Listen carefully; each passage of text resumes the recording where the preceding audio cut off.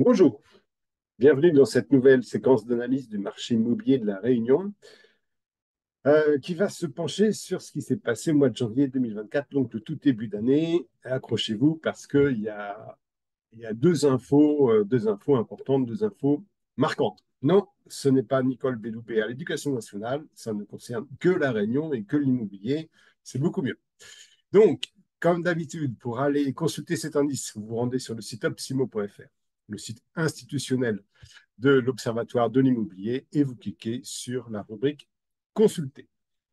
Donc, nous vous expliquons comment fonctionne cet outil exclusif de l'Obs qui repose en fait sur l'analyse de l'évolution des principales composantes du marché de la transaction dans l'ancien à La Réunion.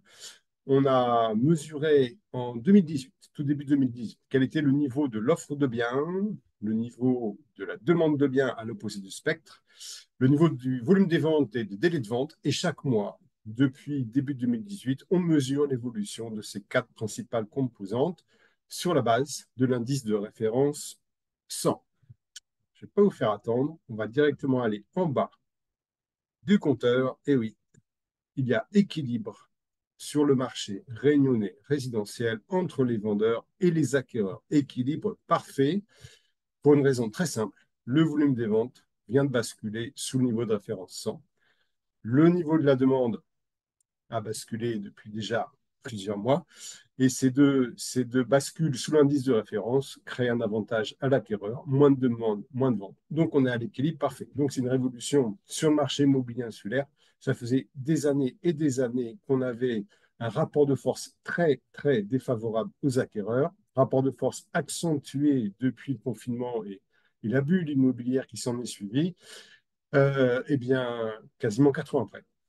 Quasiment 4 ans après, retour sur Terre, équilibre absolu entre les parties prenantes à une transaction équilibrée grâce à l'intervention d'un professionnel de l'immobilier, de préférence, bien entendu, agréé par l'Observatoire de l'immobilier. Donc, ceci étant dit, on commence par l'offre de biens. L'offre de biens est au niveau d'indice 61. Donc, pour vous aider à mieux comprendre, hein, vous cliquez sur l'historique. Voilà. Création de l'indice référence 100, juin 2018. On a atteint un plus bas historique en août 2022 à 46, donc plus que moitié moins de biens qu'en 2018. Et nous sommes remontés depuis à l'indice 61. C'est une remontée structurelle, quasi structurelle, puisque chaque mois, on gagne un point, avec des petits accidents comme décembre 2023, où on a reperdu le point gagné en novembre. Mais bon, sur une longue durée, on gagne chaque mois un point de l'offre. C'est intéressant parce que ça met le marché à l'abri d'un effet de ciseau s'il y avait une remontée très brutale de l'offre, parce qu'en face, on a une demande qui a vraiment faibli très, très fortement fin de semestre, au cours du deuxième semestre 2023, pendant 6 mois, ça a baissé, baissé, baissé. Donc, on est à l'abri d'un effet de ciseau et on remonte, donc lentement, lentement, vers des niveaux plus équilibrés. Il faut noter, en termes de l'offre, hein, vous pourrez, chez vous, faire un focus sur la région qui vous intéresse le plus. Il y a une homogénéité extrêmement forte entre les régions. Donc, indice 61 pour la Réunion. Le nord est à 58, l'ouest est à 60, le sud à 59. Euh, je mets volontairement l'est toujours à l'écart, hein, parce que c'est un marché très spécifique sur lequel on a moins de données que sur les trois autres régions. On est vraiment hyper, hyper fiable. Voilà, donc homogénéité très forte pour les trois principales régions de la Réunion et une offre qui remonte. Il y a un petit point intéressant sur lequel je ne vais jamais, mais du coup, on va y aller. C'est l'évolution de l'offre de biens par type. Par type, donc vous choisissez appartement, maison, terrain, et on s'aperçoit en fait que les maisons, c'est le type de bien qui, maintenant, l'offre a le plus baissé d'abord, puisqu'on a atteint un plus bas à 41. Je vous le retrouve. 41, voilà, c'était en juin et en juillet 2022. Donc, 2 fois et demi moins d'offres qu'à la création de l'indice, et on est aujourd'hui à 63. Euh, et en fait, on mettra ça en parallèle avec la demande de l'offre de maisons s'accroît en fait parallèlement à l'augmentation des taux d'intérêt, puisque les maisons sont logiquement à un prix plus élevé que les appartements.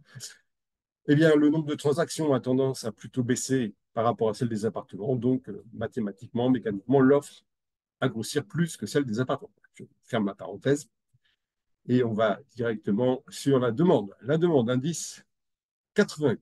Indice 88, je fais l'historique. On gagne 25 points par rapport à décembre. Décembre, c'était catastrophique. Décembre, indice 63, c'était le plus bas historique absolu depuis la création de l'indice, début 2018. Plus bas historique absolu. On gagne la bagatelle de 25 points. 25 points. Alors, je modère parce que les fins d'année sont toujours, selon la saisonnalité qu'on peut maintenant analyser, parce qu'on a une historique de plusieurs années avec notre indice, les fins d'année sont toujours mauvaises. On descend, on descend, on descend jusqu'au dernier mois de l'année. Et janvier est traditionnellement une année, un mois de rebond. Donc, on n'y manque pas. Mais là, c'est un rebond quand même bien spectaculaire. On est à plus 25%. Le sud est la région qui s'en sort le mieux, puisqu'on est à plus 26 sur le seul mois de janvier. Et on s'aperçoit, quand on regarde en fait les histogrammes, l'histogramme des mois précédents, on signe en fait le mois de janvier signe vraiment un retour au monde d'avant. Donc, je vais vous donner les chiffres des mois de janvier précédents. Janvier 23, 136. Là, je rappelle, on a 80. Janvier 23, 136. Janvier 22, 149. Janvier 21, 206. 206, voilà, c'est par ici. 206, 206. 1, 2, 3, hop là. Donc, pleine bulle immobilière. 206. Là, il y a le trait qui nous sépare du monde d'avant. On bascule avant le confinement. Janvier 2020, 95. Je rappelle, on a 88.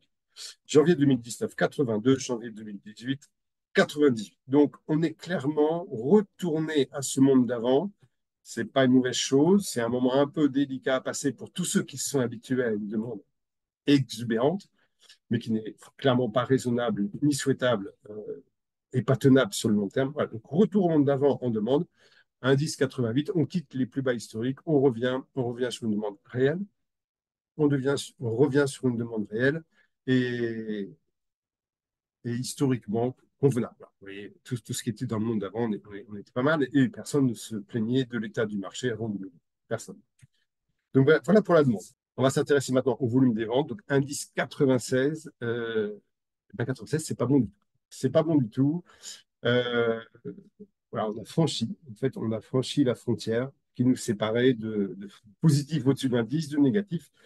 On perd 21 points par rapport à décembre. On perd 21 points. Alors, là aussi, je pondère. Janvier est un mois traditionnellement médiocre en volume de vente. Traditionnellement très bon en demande, la demande rebondit, mais traditionnellement médiocre en volume des ventes. Il y a toujours un décalage entre la demande qui se manifeste et la demande qui se concrétise par une acquisition. Donc, on est sous l'indice. On n'a jamais eu un niveau de vente sous l'indice depuis le confinement. Jamais. Donc, c'est un signe bon, qui confirme.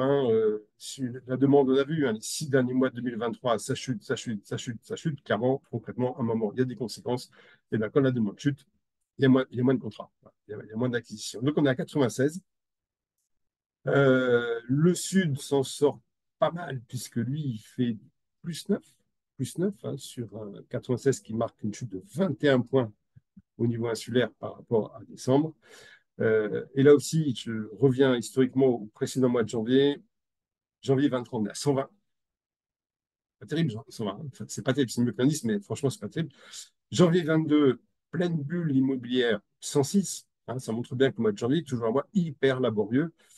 Janvier 21, 111. 2020, 120.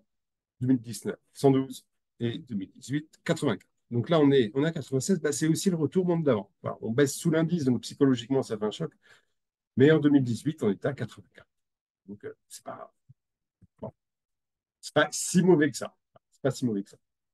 En termes de délai, on est à 71, on est à plus un point par rapport au mois de décembre. C'est des délais très, très favorables.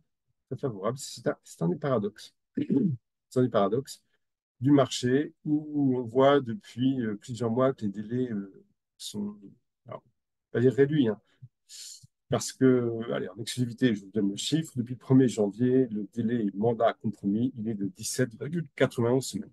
18 semaines, 4 mois et demi, donc 4 mois et demi, ça reste assez long pour trouver un acquéreur. Il faut ensuite passer chez le notaire, donc on va rajouter 3, 4, 5 mois en fonction de la complexité du dossier. Donc, on est à 17,91 semaines depuis le début de l'année, depuis un mois et demi. Au deuxième semestre, on était à 19,17. Donc, voilà, un peu plus d'une semaine de bonus, donc de rapidité gagnée par rapport au deuxième semestre. Mais par contre, il y a un chiffre qui est hyper intéressant, c'est la proportion de ventes négociées. Là aussi, c'est une exclusivité de l'Observatoire. Donc, entre le 1er janvier et aujourd'hui, le 10 février, sur l'ensemble des compromis signés par les 118 agences partenaires de l'Observatoire, 79,31% des ventes, donc quasiment 80% des ventes, ont fait l'objet d'une négociation à la baisse. Tenez-vous bien, on est à 10 points de plus qu'au deuxième semestre. Le deuxième semestre, on était à 69,84. Et le deuxième semestre était à 12 points de plus que le premier semestre, qui était à 57%. Donc en fait, entre le premier semestre 2023 et aujourd'hui, on est passé de 57% de ventes négociées à 79,31. Là, ça marque bien la tension du marché. Ça marque bien aussi, ça confirme donc ce nouvel équilibre, cet équilibre recouvré entre les vendeurs et les acquéreurs. On va accrocher quasiment sur chaque vente, si le prix de mise en vente n'a pas été raisonnable. C'est évident, l'acquéreur ne laissera plus passer les prix de vente excessifs et ça bloquera. Donc, j'en viens à ma conclusion habituelle. Si vous avez un projet de cession à la Réunion, euh, un projet sérieux, un projet réel. Ça ne sert à rien d'attendre. Ça ne sert à rien d'attendre. Les taux d'intérêt ne vont jamais revenir à leur niveau d'il y a un an. Par contre, il y a un ensemble d'indicateurs macroéconomiques qui sont défavorables, qui vont le rester pendant des mois et des mois. La résultante, c'est que le pouvoir d'achat des acquéreurs il est amoindri et la motivation est affaiblie. Donc, consultez une agence agréée par l'Observatoire de l'immobilier qui dispose de toutes les ventes, là, de toutes les données, de toutes les ventes sur lesquelles je m'appuie pour faire cette analyse. Donc, la vente qui a été signée hier dans votre rue, eh bien, ce professionnel pourra vous indiquer le montant final, mais également le montant initial souhaité par le propriétaire et la négociation qui est intervenue ou pas, et comparer cette maison vendue et d'autres avec la vôtre et vous aider.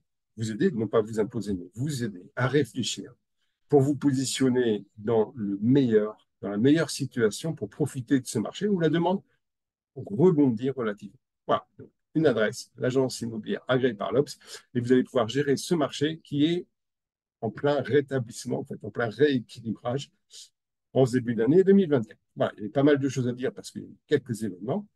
On se retrouve dans un mois pour l'analyse du mois de février. Bon vent.